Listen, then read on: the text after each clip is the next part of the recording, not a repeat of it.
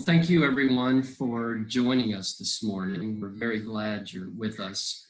Welcome to this special presentation by the Elder Financial Safety Center at the Senior Source. My name is Carl Burlbaugh, and I am the Assistant Director for the Elder Financial Safety Center. I also provide insurance counseling as part of my role. And joining me this morning is Kim Markman. She is our Employment Services Specialist at FSC, and she is your go-to person for any and all items that can assist job search, including today's topic, which is LinkedIn. Let's first go over some ground rules for today's webinar so we're all on the same page. Will everyone please place themselves on mute so that we can avoid any possible noise or other interference during the presentation. This is both a live and pre-recorded presentation. You will get a chance to ask questions or offer comments following the pre-recorded portion. You may use the chat option on your menu bar to type questions or comments during the pre-recorded portion, and thus we will try to answer those for you. When the pre-recorded part ends, if you would like to ask a question live, please remember to take yourselves off mute so that you can be heard. Now, before I turn it over to our presenter, I want to talk about our program and how we have adapted our services to the ongoing shelter in place and social distancing that is required during this pandemic. As you can see on this slide, the Senior Source has a partnership with the Dallas County District Attorney's Office and the Dallas County Probate Courts with the goal to protect older adults from financial adversity. Under normal circumstances, our services are provided through direct contact and engagement with our clients. However, for the past 2 months, we've had to alter the way of doing things. Our office has been and will be closed until June 1st. So we have steadily become accustomed to working remotely, striving to provide our most needed services, which are utility assistance, employment coaching, financial counseling, frauds and scams advocacy, and benefits enrollment. Also, I invite you to go to our website, theseniorsource.org, and check out our catalog of webinars and virtual content, including our Today's World Work presentation and our financial education series, Money Smart for Older Adults, where you can find individual episodes which cover a multitude of critical financial topics. Without further ado, we are thrilled to introduce you to Morgan O'Donnell. Morgan is joining us from Albuquerque, New Mexico, the land of enchantment for you trivia buffs. Before launching her company, Carmo Partners, Morgan served in the United States Army, where she was trained as a Russian linguist for military intelligence. She has over 10 years experience in higher education, where she advised graduate students, taught as an adjunct instructor, and helped oversee graduate recruitment for Texas Women's University. After spending a few years helping her partner grow her web design business, she decided to follow her passion for helping people achieve their career goals. So for today, using information, timely recommendations, and a dash of humor, Morgan will present on using LinkedIn to create community. So we'll go ahead and begin our presentation.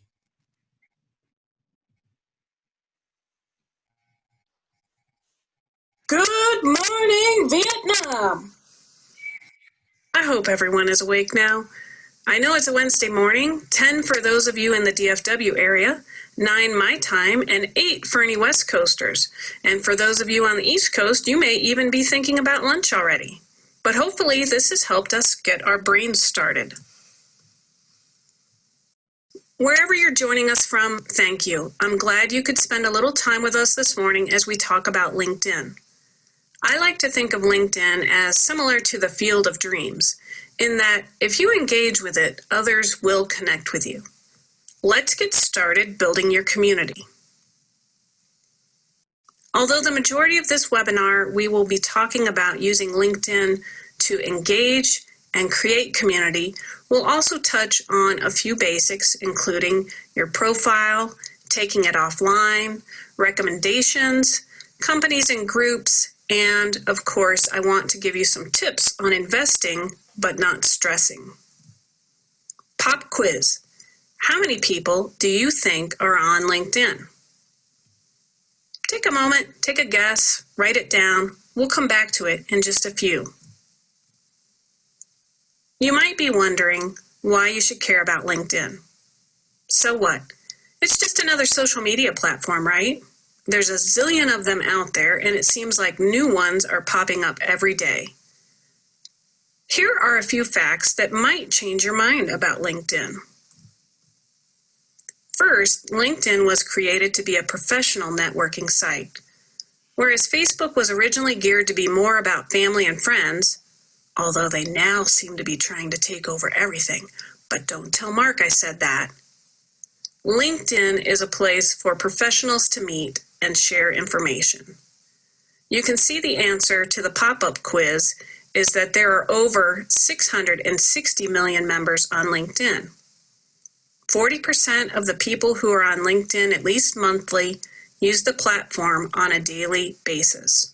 It's also the most used platform among the Fortune 500. Additionally, 61 million LinkedIn users are senior-level influencers and 40 million are in decision-making positions. It could be an opportunity for job seekers to connect with the person who does the hiring or who influences the hiring. For more interesting LinkedIn stats, you can visit the article below. Hopefully that's captured your interest and you're ready to start linking. Before we do that, though, we need to make sure you're dressed. You wouldn't go to a networking event in your tighty-whities, right? LinkedIn is the same. Heck, I'm wearing my work shirt, brushed my teeth, and even put on slacks for this webinar. So let's get your basic LinkedIn outfit set up, and by that I mean your profile photo, headline, and summary. There are lots of resources out there about the best way to optimize your profile, write your job descriptions, and use keywords. I encourage you to check them out, but for our purposes, I just want to focus on the profile photo, headline, and summary. Here's a screenshot of my profile. As you can see, I have a professional headshot for my profile photo. A professional headshot is nice, but it's not required, so don't panic if you don't have one. You can use another photo of yourself, preferably one that you like, and crop out the rest. Next, you'll see my headline. I list 2 different job titles, and I also let people know about my experience in higher education. You could list your job title and company, or you will see some people that use the headline to get very specific about their mission. For example, one I saw recently said, I translate innovative ideas into meaningful action for universities, nonprofits, and businesses. It's really up to you. At the bottom, you can see the beginning of my summary section. The summary section is your chance to talk about yourself and share information that maybe doesn't fit in the job sections. You might have also noticed that in my summary, I encourage people to let me know why they want to connect. Lastly, you'll notice that I have also included a background image. While it's not a deal breaker and not absolutely necessary, it does provide you another way to quickly convey additional information about yourself. This is an example of someone who's not fully dressed. They don't have a profile photo. While I've masked their job title to protect their identity, I simply wanted you to see what a difference not having a profile photo can make.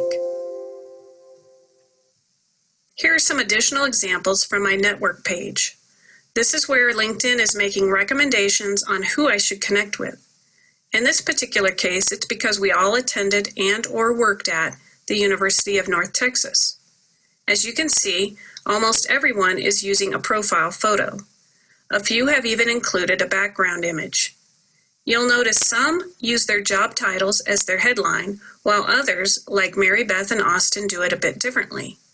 Mary Beth is letting people know she is a leader in the education field, while Austin displays some of the areas of his expertise. There isn't necessarily one right way to do this. It also depends on what you're trying to accomplish. Maybe Austin is shifting his focus. Maybe he's a real estate agent and manages his own marketing and social media, and now is seeking a marketing position at a corporation. This could be one way to help signal that and strengthen his move. Once you're properly dressed, you're ready to get out there and start networking. or, as I prefer to think of it, developing your community. In my experience, there are some good ways to connect and some not so good ways. Let's start with the not so good ways. Don't use LinkedIn as a dating site. While I'm sure there are some who don't mind, I can tell you that many women on LinkedIn have complained because of interactions like this. I received a connection request from a man I didn't know. We didn't have any mutual connections. Because I am both curious and cautious, I responded to his request with a message asking what had inspired him to connect. As you can see, he replied talking about my profile photo, how I looked, about his desire to find a wife, and asking for my personal information. That's a big fat no for me. I won't connect with someone like this. I'm on here as a professional. I did not accept his request to connect and blocked him so that he can no longer follow my activity or request to connect again. Another way to not build your community is by trying to immediately sell someone your service or product after they've accepted your connection request. When I get connections who do this, I immediately disconnect and block them. Honestly, this isn't even a good sales technique in my mind. So, how should you connect? Well, I think taking a little time and effort to make it more personalized goes a long way. For myself, I like to write notes. Here's an example of a connection request I sent. I encountered this woman on an article she had shared. I asked a question about it. She responded, giving me additional information, and said she'd be happy to talk about it further. I figured this was a great opportunity to request a connection and wrote this message. I'm happy to say we are now connected, and I'm looking forward to talking with her in the near future. Here's another example where I read a helpful comment that impressed me so much I looked at the person's profile. When I saw that she said she had a deadpan sense of humor, I knew she was someone I wanted to get to know, so I sent this note. And this is a perfect time to remind you that we all communicate differently, and it's good to keep that in mind on LinkedIn as well. After the woman in the last example accepted my request to connect, she responded with her own message, basically asking what I wanted. It was very polite, but it was clear she thought I was trying to get her as a career coaching client. Nothing could have been further from the truth. I honestly just wanted to have another like-humored person in my world. But maybe she'd had several sales pitches that day. Maybe what I wrote just sounded cheesy to her. At least I had the opportunity to clarify it with my reply, and we got it all straightened out and are connected. Okay, let's take a moment to actually talk about the technical aspect of connecting, just in case you aren't as familiar with this. If you find a person you want to connect with, click their name to see their profile. This will also give you the chance to learn more about them so that you can tailor your request to connect. Now in this example, you can see that Erin has a follow button. Most people will have a connect button. However, you don't want to just click the connect or follow button. Click the button beside it that says more so you can see the drop-down menu. Then select connect. Once you do that, this screen will pop up and give you the option to include a message. This is where I put my notes that I showed you the examples of. Once you've started connecting with people, you can work on engaging with and strengthening your community. There are a variety of things you can do to build your community. Here are just a few ideas to get you started. You can share articles or resources from your field. After all, you may be the expert. You can comment on someone else's post. I do encourage you to do more than simply saying, "Oh, hey, I like this article." Actually read the article, pull something out about it specifically that you like, and share that. Also, you can share articles or information that you find helpful or meaningful and that aren't necessarily related to your field or industry. So, for example, let's say you read an article on 7 tips to improve your sleep in stressful times. I think a lot of people would find that meaningful right now. You can also send messages to connections you haven't talked to in a while. Here is a real-life example about engaging and connecting from Julie with the Senior Source. I had shared an article about why people should ignore all of the pressure to use this time during the pandemic to be productive. One of my connections liked it and commented on it. It so happened that this person was also connected to Julie. Julie liked my original article, but then she took it a step further and shared it as a post of her own and acknowledged me by tagging me in it. Of course, I appreciated that. I was also intrigued by how she knew our mutual connection, and I wanted to learn more about the Senior Source as well. So I sent her a connection request, and we started talking via LinkedIn Messenger. One thing viewed my post. Now I have around 600 connections, so by tagging and using hashtags, I was able to reach over 3 times the number of connections I have. While tagging people can increase views and interactions, I do encourage you to use it sparingly. When you get tagged, it sends you a notification. When other people comment or respond to the original post where you were tagged, you will get additional notifications. Some people may not want to be tagged. Others, especially those with lots of connections and followers, may get tagged all the time. It becomes annoying, so just keep that in mind and don't be offended if someone you tagged doesn't respond. It may have simply gotten lost in their notifications, they may be busy, or they don't want to respond. Just because you connected on LinkedIn doesn't mean it all has to stay on LinkedIn. You can take it offline. Let me explain by sharing the story of my friend Sunitha. About 10 years ago, I think it was in 2011, I was exploring coaching so that I could better advise my graduate students. I started researching on LinkedIn and found Sunitha, who's in the coaching field. She and I connected. After seeing the great content she shared, I asked if she'd be willing to write a blog post for our department, which she did. I kept being impressed by her. So later on, I hired her as my own coach to help me work through some career questions. This was all done via phone. But after my coaching was done, we still stayed in touch, both on LinkedIn and off, exchanging letters and cards and the occasional phone conversation. Well, last summer, she accompanied her husband to New Mexico on business so that we could actually meet in person. We were able to have lunch and tea together, and we had such a lovely time talking in person. And that's just one example of how you can take your LinkedIn connection offline. I've also had a variety of phone conversations and email exchanges with other LinkedIn connections over the years. However, you will want to use your own judgment. Not everyone is on LinkedIn to create community.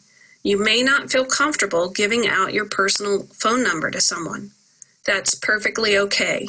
Again, remember, we all respond differently. Recommendations can be an important part of LinkedIn, whether you are giving them or requesting them. For someone who is looking for a job, a promotion, or maybe wants to shift into a new profession, recommendations can be a powerful boost.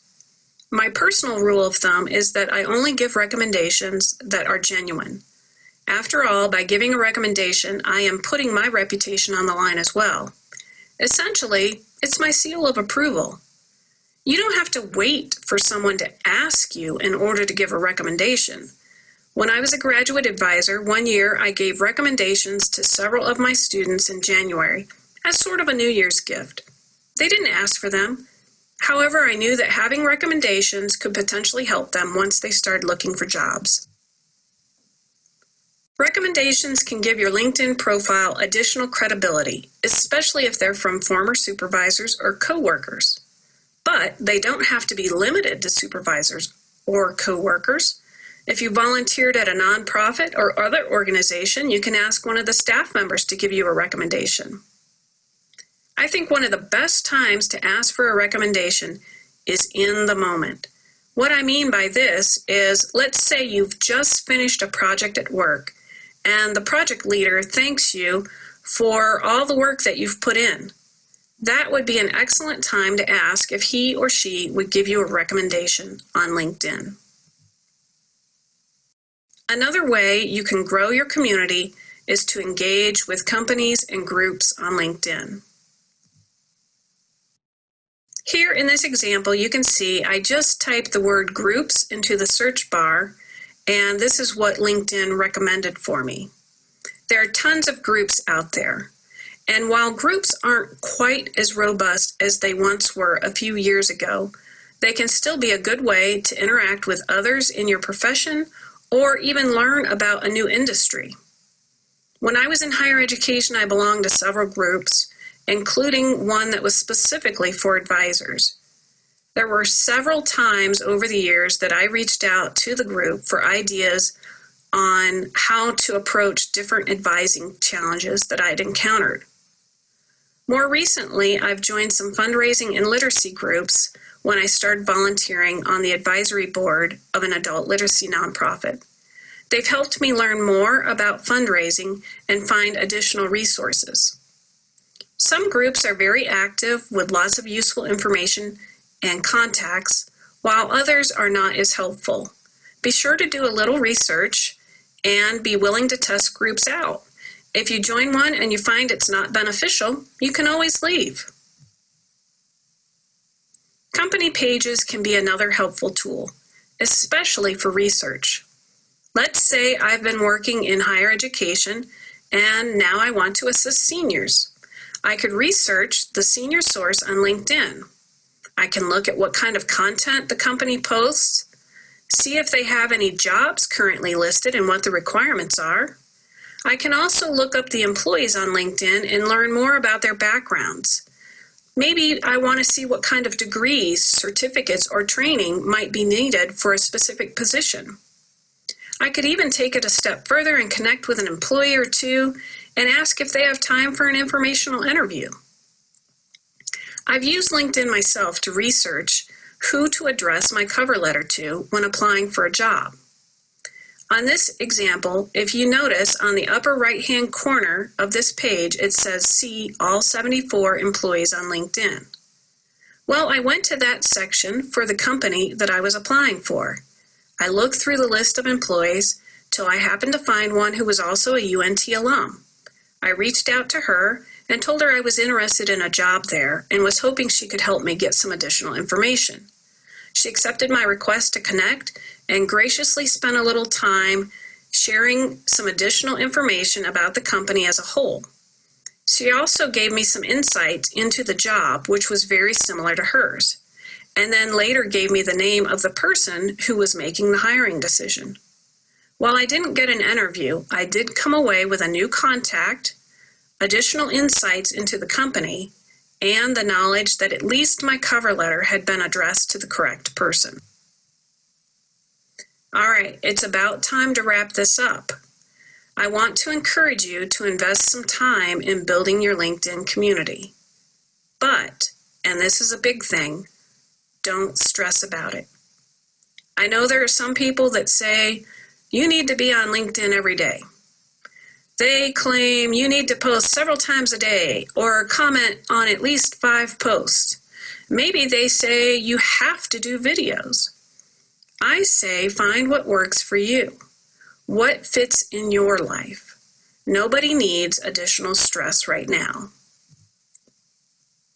So here are some final thoughts I'd like to leave you with. Spend a little time sprucing up your profile. Go look for a photo that you can use for your profile photo. Think about what you want to use as your headline. Expand your horizons by connecting with new people. It's amazing the people that you can connect with and the things that you can learn when you stretch a little bit. Use LinkedIn for research.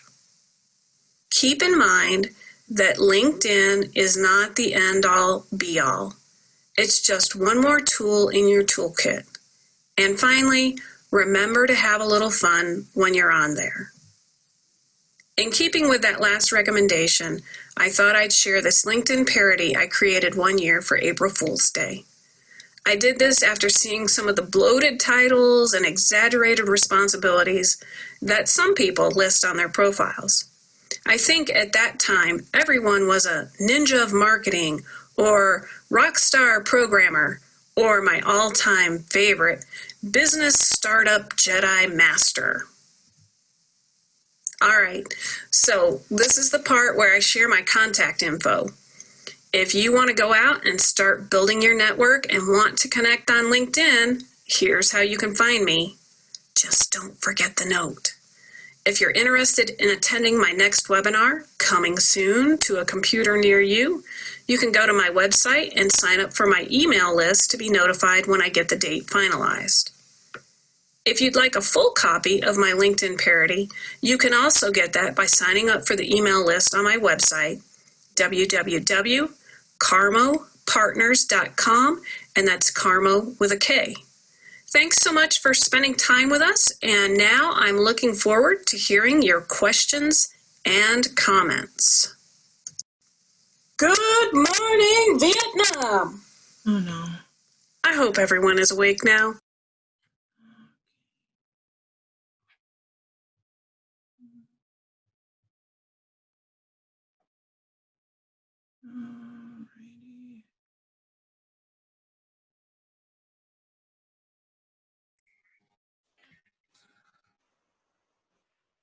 Alrighty. All right. Well, we are going to turn it over to our question and answer portion for today. Before I turn it over to our presenter, Morgan, I want to just mention that we will have a video of today's presentation on our website very soon. I know some people were having some issues with the audio. So anyways, I just wanted to let you know that. And Morgan, are you ready to take some questions and answers or feedback? I sure am. Let's get talking. All right. Who's first? Who wants to jump up and ask Morgan a question?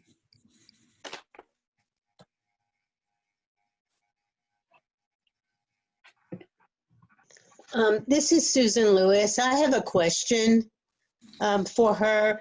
I keep getting emails about premium LinkedIn, and I'm wondering if it's worth it because there is a cost associated with it. Great question. I think it really just depends on your particular situation. The free is certainly provides ample resources. You know, in my opinion, I use premium, but I had started in LinkedIn in 2006. And so I'm kind of grandfathered in on the premium at a lower rate. And it, you know, if somebody's a recruiter or doing something like that, it might be worth it. But certainly for starting out, I would just recommend starting with the freebie and then see if that really accomplishes what you're wanting to do. Okay, thank you. You are welcome. Thanks for joining us.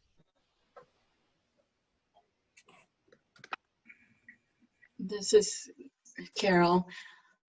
How often do you think that employers, if you send a resume with your LinkedIn information, do employers really look at your work history, or like how much do they look at your work history since they have your resume in front of them? And then if you do have a span of time that you haven't been employed, how do you think that reflects on your chances of getting a job?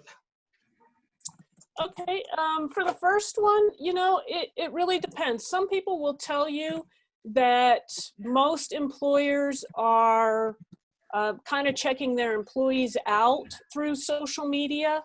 I personally have not encountered a lot of employers that do that. The majority of the employers that I have encountered that actually are checking your LinkedIn background are typically the ones where I have applied through LinkedIn. So I've actually, submitted my job application because they had a job posting on their LinkedIn. So that, again, it just kind of, different people are going to tell you different things. As for your other question, I think particularly in the setting that we're in now, we see a lot of people that have been laid off. So I think, and I hope that this is correct, that employers and hiring managers are going to be more lenient because they are realizing, people don't always have control over gaps in their employment. And certainly there are different things that you can do to work on, talking about those gaps and addressing it head on rather than waiting for them to ask you why you weren't employed for that. I hope that helps. Yes, thanks. You're welcome. Hi, Morgan. Hi. Hi, this is Marcia. And I wanted to ask about your experience with using LinkedIn for recruiting volunteers. I have a LinkedIn presence and I've used it some with volunteers, but I wanted to know what's your experience and best practices. That is an excellent question, Marcia. I have to tell you that I have never used LinkedIn to recruit volunteers. I certainly think that it could be done. My first thought off of my head would be, I'm not sure how many people are on LinkedIn looking for volunteer opportunities. My experience has been that a good portion of the people I've encountered on LinkedIn are either there to network professionally or they're looking for paid positions. So you might want to consider some additional places to recruit volunteers. In the DFW area, I don't remember off the top of my head, but I think there's a Center for Nonprofit Management or something. And I don't know if they have a kind of a electronic board where they post volunteer opportunities. I know out here in New Mexico, we have the Center for Nonprofit Excellence, and they have a section on their website where we can post for volunteers. And so most of the people in the nonprofits out here will actually post on the Center for Nonprofit Excellence website when they're looking for volunteers. All right, thank you. Yeah, I'm using some other avenues as well, but LinkedIn is one, and I haven't had much success, but I thought it might be just operator error. No, I think especially right now, with so many people being furloughed and laid off, I would say a huge amount of the people that are on LinkedIn are there looking for jobs, for paid positions. Thank you. You are welcome. Thanks for joining us. I see, Julie, you have a question about what about using the groups to recruit for volunteers? You might be able to, Julie. Again, like I said in the webinar, my experience with the groups in LinkedIn is that a few years ago, they were quite robust. Now, the way the algorithm on the feed is operating, it tends not to show us the activity in groups as frequently. So unless you're being active in those groups, it's probably not going to show in your feed.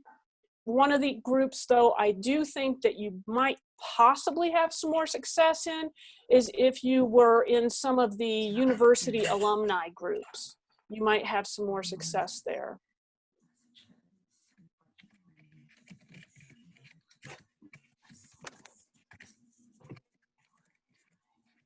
Great. Any other questions? Carl, how does your military background help you today? Well, obviously, I was just talking about that this morning, and I said one of our sayings when I was in the military was adapt and overcome. And I think that comes into play almost every day, whether we're doing a webinar and we have tech issues, or you're trying to figure out how to navigate the new job system and new life under the pandemic, I think we're all kind of needing to adapt and overcome.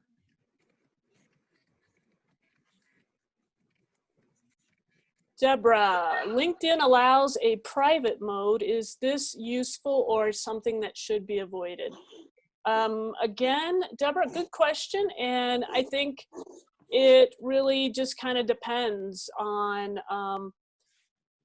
so I'm thinking what you're talking about is when you go to view somebody, if you have it in private, it will show for that person that somebody has viewed your profile, but it won't necessarily show who viewed your profile. You know, there's people that will say, leave it open. And so then if I'm on LinkedIn and I see that Julie viewed my profile, I could reach out to her and say, hey, Julie, I saw that you viewed my profile and, you know, what can I help you with? I personally find that kind of creepy. So, you know, to me, I don't think it makes a huge difference whether it's in private or not private. You know, it really just depends on you. Gwendolyn, if you refresh your LinkedIn, would you be able to look it over? Gwendolyn, if you will contact me on LinkedIn and let me know where your profile is, I'll be happy to take a look at it.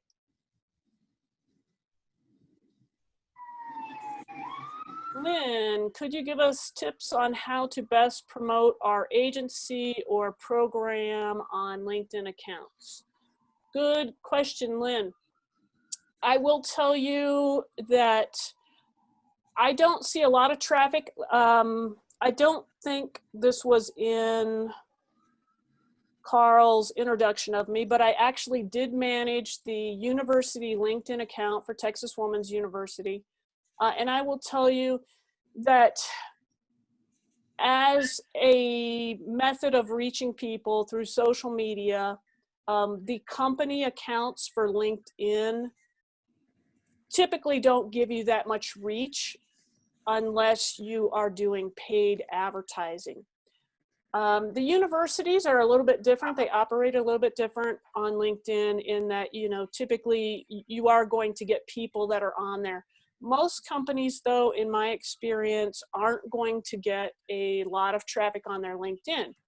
So my recommendation would be, and I've seen Julie doing this, where she shares different things from the senior source through her personal LinkedIn account.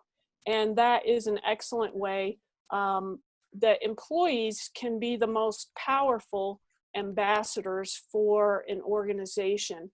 And then also, obviously, volunteers can be a powerful ambassador for organizations. People that follow my LinkedIn will see that a lot of times I will post about Read West Adult Literacy Program. I also post about the Center for Nonprofit Excellence. And I have been involved in Giving Tuesday, New Mexico. So typically when that starts ramping up, I'll start sharing stuff about that as well. And I find that that can be much more powerful and reach a lot more people than the typical company LinkedIn account. I hope that helps you.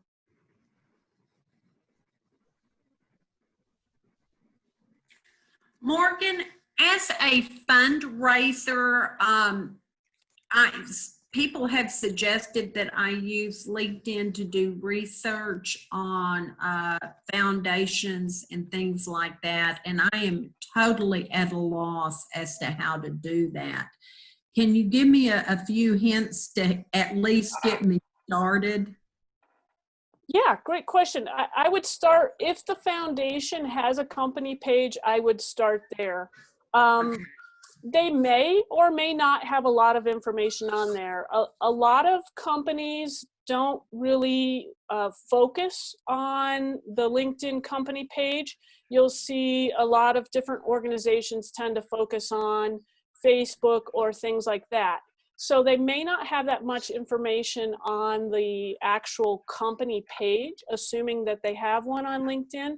But again, you could type in the company name, and then any employees or anybody that's affiliated with that company that has it listed in their LinkedIn profile will come up. So you could start gathering some information there. So for example, if you were, trying to find the grant manager of a particular foundation and you typed in XYZ Foundation, you could look through that list of employees and look and see if any of them are listed as the grant manager. And then from there, you could, attempt to reach out to them. I hope that helps you. Yes, quite a bit. Good, good. Glad to hear it. Any other questions? Any experiences that anybody wants to share? We all have things to teach each other. I'm sure some of you can teach me some things as well. Deborah, you share articles and information, but I don't write my own. Should individuals do this?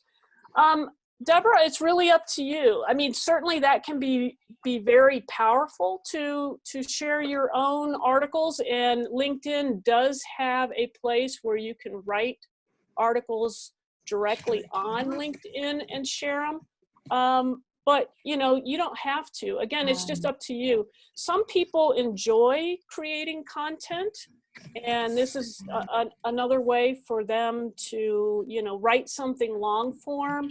And some people don't necessarily want to do that. I would say, the biggest thing is just on how you engage and how much you engage.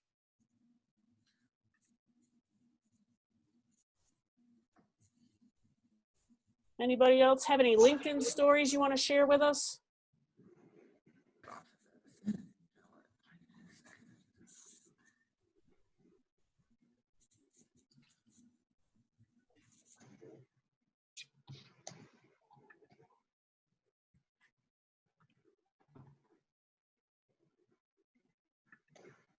I think LinkedIn really is like I've said, it's really up to you, and it depends on what you put into it and what you want to get out of it.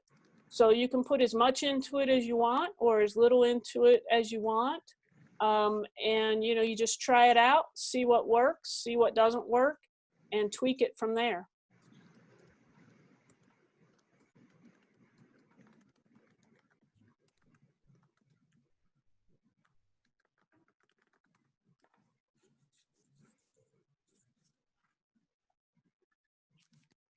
Great questions, everybody. Appreciate it.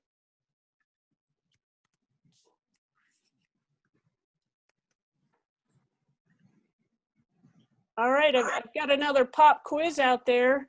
Anybody have any idea how many pop culture references I had in my webinar?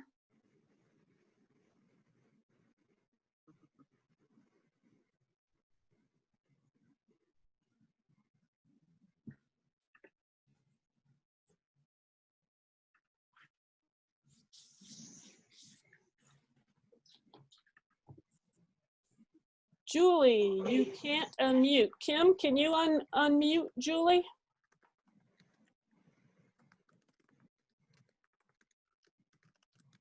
Am I unmuted? Yes, we can hear you. All right. So I didn't count, but there are quite a few. So if I just take a guess, 20? You know what? I actually don't know either, Julie. I just Morgan was going to count. I'd have to go back and look. Trick question. It was a trick question. I was just wanting to see if anybody was awake out there. Well, Morgan, one that really stood out to me was, and this is going to date me, but conjunction junction. Yeah. I couldn't help it. It just popped into my head when I started thinking about connection, and I kept saying connection, and then I had the conjunction junction in my head. Yeah. Very good. Well, I know this has been really helpful for me personally, Morgan, and I truly appreciate you taking the time to share your expertise with us. you had asked about our personal experiences, I think this is probably one of my best, wink, wink, connecting with you. But I wanted to also kind of touch on the LinkedIn Premium question that was asked. So I've gone back and forth over the years with LinkedIn Premium and just the standard LinkedIn account. And for me, partially because I'm not actively job searching, I don't see a big difference. I mean, it's been useful to me either way. So I don't know if that helps anyone. And then recently I decided I needed to be a good steward of what we're promoting about, keeping your LinkedIn refreshed. So I recently just redid my About section. And when I did that, I learned how antiquated it actually was. And I used a lot of numbers in there that were really old. And I think that could really be, you talked about being misleading. Sometimes misleading is intentional, and sometimes it's just a matter of not paying attention. Right. So I appreciated that tip.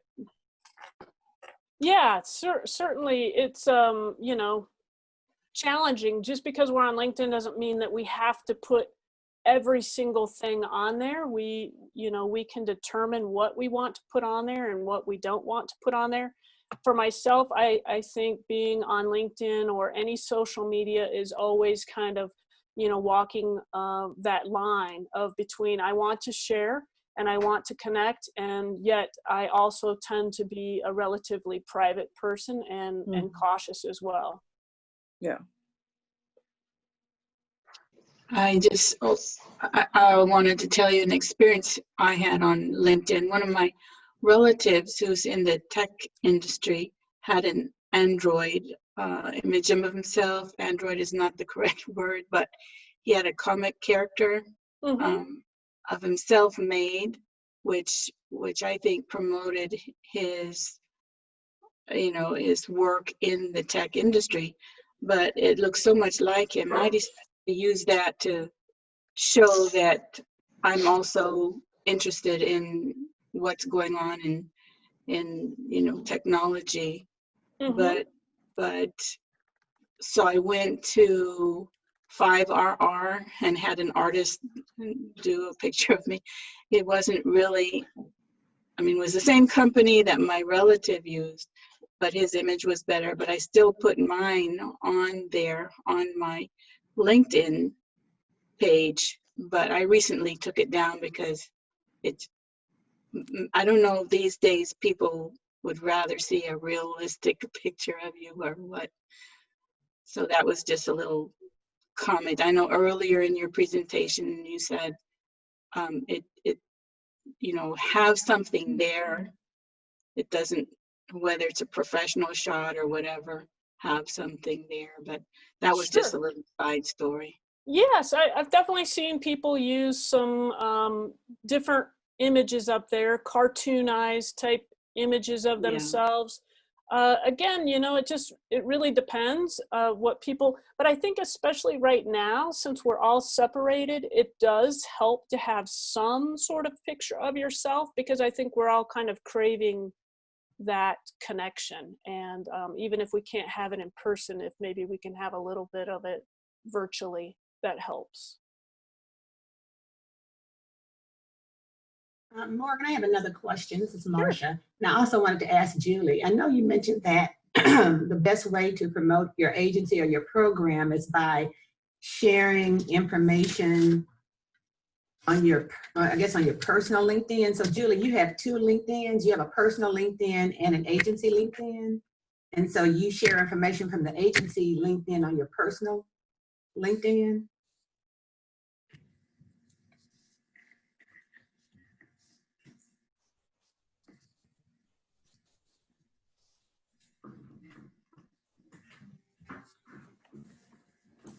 Okay, Marcia, can you hear me? Yes. Okay, sorry about that. I had to wait to get unmuted. No, so I only have one LinkedIn, and I tag or at, I don't know what the proper terminology is. Everyone thinks I should know. I don't. But when I when I was typing or trying to promote today's presentation, then I hit the @ symbol, the senior source, and it brings up the senior source page. So then all of my connections and then anyone who follows the senior source will see the information. But I only have one account. Okay, so that doesn't happen automatically. You have to manipulate it to do that. Yes. So, Okay. Marcia, Really simple. Yeah. when we're talking about that, like the senior source has as an official LinkedIn page as a company. So Mhm. that's one. And then their employees can have their own personal LinkedIn. And so when we're talking about official company pages, a lot of times, even though I believe, if I remember correctly, Senior Source right now has about 447 followers on their LinkedIn page.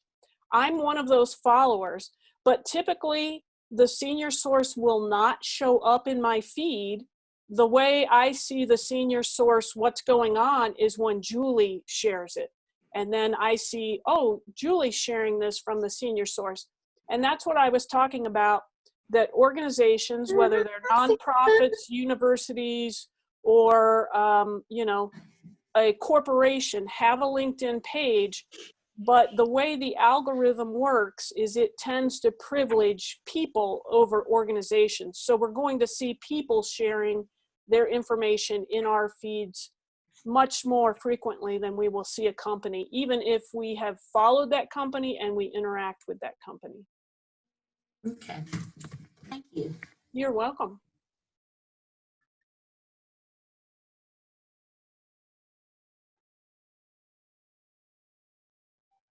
Anybody else have any questions we can help you with?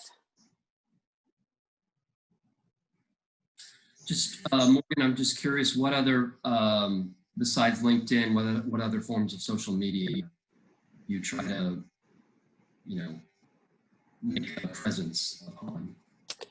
Carl, really for myself, my professional presence is on LinkedIn. I have, in the past, obviously I've done marketing and different things in the back. And I've been on many social media channels professionally for helping companies or organizations with that. But for myself personally, I put my primary time into LinkedIn. Thank you. You're welcome.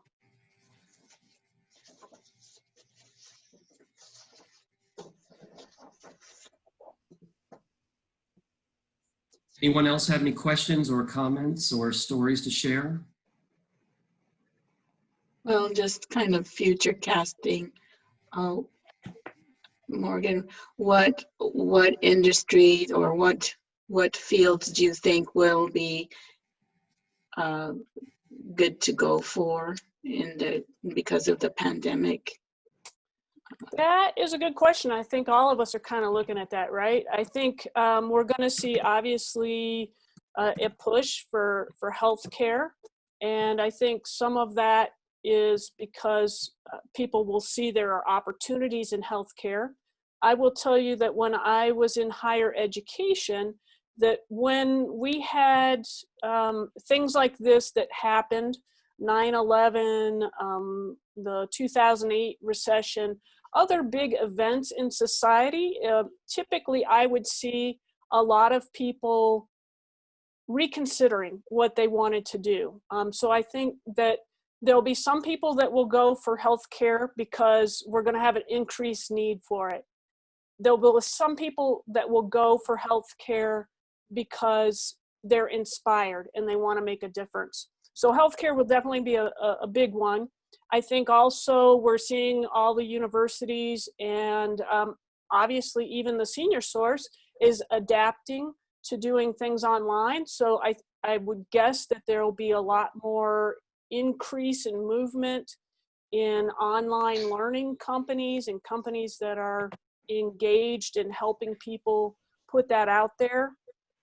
I think we'll probably also see some stuff in actually, my field, helping people find careers and stuff, because again, people have been laid off, they've been furloughed. We'll see a lot of people, I think, really reevaluating what their jobs are and how well that meshes with their life, and if they feel like they're, if it meets and gives them a feeling of purpose or engagement and stuff. So we'll have people asking questions about that. And then it'll be kind of interesting to see how some of these other industries retool and what will happen.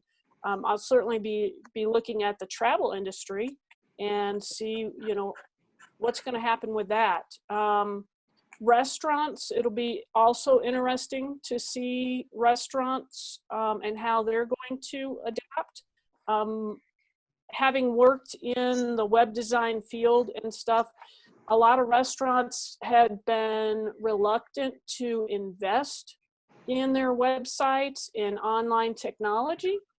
And I would guess that now, once they're able to, start shifting some funds around, they may start reconsidering that because, I think that's, you're going to want to have more of a web presence. Hey, Morgan, let me ask you about, you mentioned higher education, and what do you think about the future of higher education? A lot of us have kids and grandkids that are coming up, and this last 4 months has proven there may be some fallacy about these higher education having to be on location and the expense involved, which has just gone out of the roof. So what's your take on that? Well, yeah, I've definitely been watching what's been going on in higher education, and I think they're having a huge struggle trying to figure out how to adapt and what to do. A lot of the stuff can be put online, and some universities have done an excellent job in the past before any of this happened of getting things online, and others have not done as well as they could. I worked in many online programs myself, and one of my biggest beefs was that we didn't provide enough of the same services to our online students, that there was a tendency to provide those services more robustly if they were on campus rather than if they were online.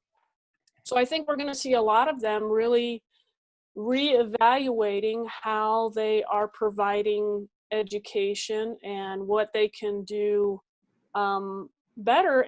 But it's going to be a huge challenge. Anybody that's worked in higher education knows it's kind of like steering the Titanic, right? It just takes a while, even when they see that something needs to be done. Although I am encouraged by how quickly universities were able to kind of shift and get things online as we needed to here this spring. So that's hopeful. And I do hope that we will see some changes, and I would hope that they'll be more responsive to the structure of education. And what I mean by that is, we've kind of operated on a 16-week semester system. And then having been worked with small businesses and startups and stuff, what I've heard from a lot of those people is that that kind of system is not necessarily helpful. They need employees that can get training now. It doesn't have to, span a couple years.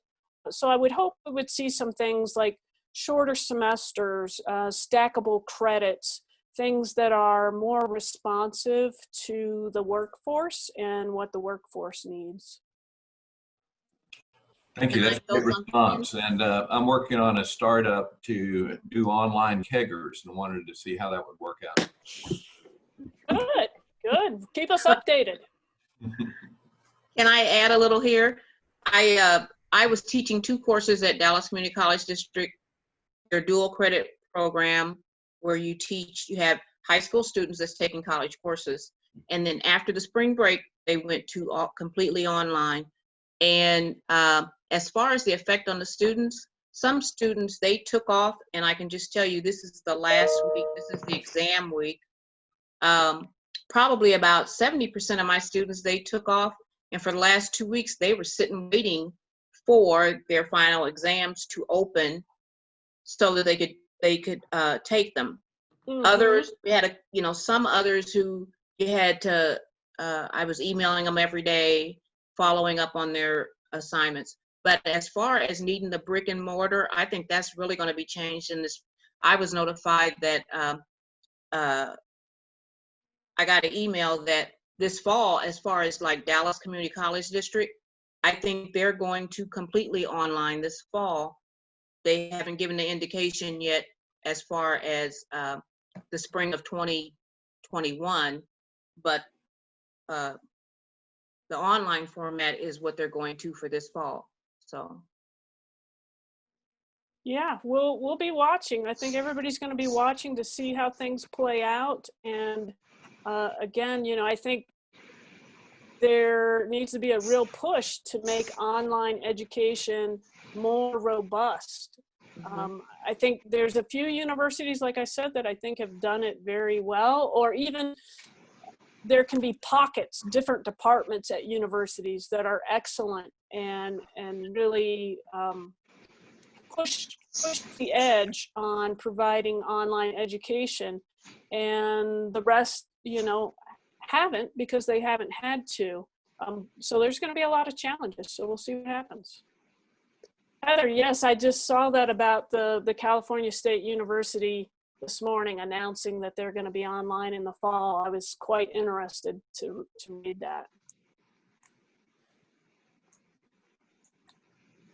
Good questions. Thoughts, everybody. Appreciate everybody being here.